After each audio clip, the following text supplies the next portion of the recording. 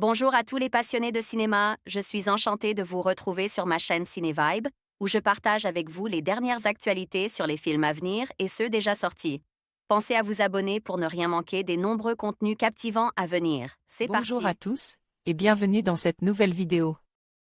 Aujourd'hui, je vais vous plonger dans l'univers fascinant de « Je tremble au matador ».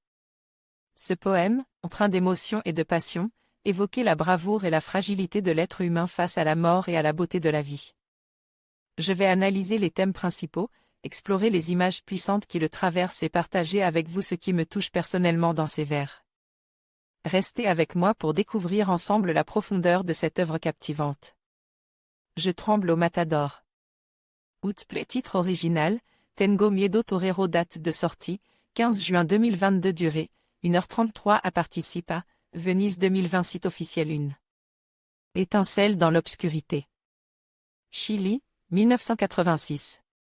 Un travesti vieillissant, qui n'a pas de nom, recueille Carlos, un Mexicain révolutionnaire fraîchement revenu de Cuba, qui la aide. Celui-ci lui demande de conserver pour lui des cartons contenant des supposés livres d'art et des dessins de valeur. Entre eux s'engage alors une relation ambiguë, alors que Carlos l'implique dans l'opération qu'il prépare. Outplay présente en 2020.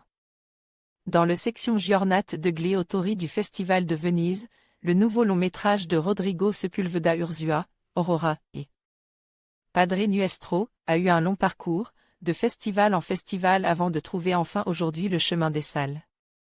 Passe par le Festival Ciné Latino de Toulouse en 2021, Je tremble au Matador, a aussi été vu au reflet du cinéma ibérique et latino.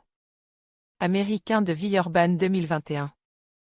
Venu du Chili, le film est une adaptation pleine d'empathie de l'unique roman de Pedro Lemebel et est porté par l'acteur en vogue du moment, Alfredo Castro, Santiago 73, Post-mortem, de Pablo Larraín, Blanc sur blanc, qui trouve ici l'un de ses rôles les plus ardus. La lucidité et l'amertume derrière l'apparente fantaisie de son personnage en font un monument d'humanité.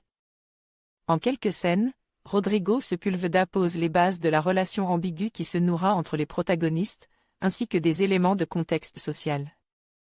Alors que se déroule dans un club un spectacle transformiste, une descente de police a soudain lieu, obligeant le travesti à fuir dans une ruelle. Aidé par un inconnu, Carlos, il accueille celui-ci chez lui, dans la maison délabrée dans laquelle il a dû s'installer suite au récent tremblement de terre. Une décision qu'on devine autant due à son attirance pour ce bel étranger barbu, qu'à sa gratitude. C'est sur l'évolution de cette relation, entre aspects intéressés, Carlos demande de cacher des soi-disant livres d'art dans la maison.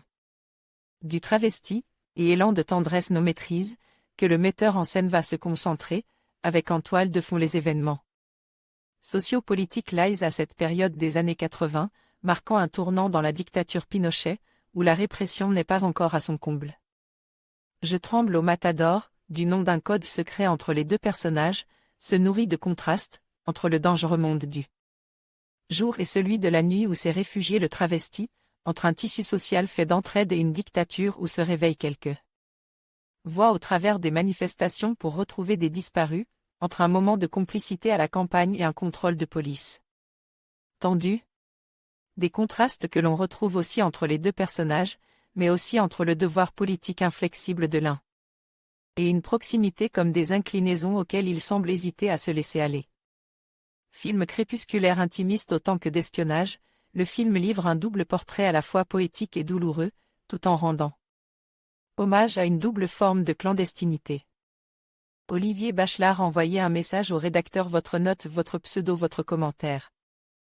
En conclusion, Je tremble au matador est une œuvre qui transcende le simple récit pour devenir une véritable exploration des émotions humaines et des luttes intérieures. À travers ses vers puissants et son rythme envoûtant, l'auteur nous invite à réfléchir sur la passion, la peur et le courage. Cette piste nous rappelle que, face à l'adversité, il est essentiel de trouver notre force intérieure. Merci de nous avoir accompagnés dans cette analyse, et n'oubliez pas de partager vos réflexions sur cette œuvre fascinante.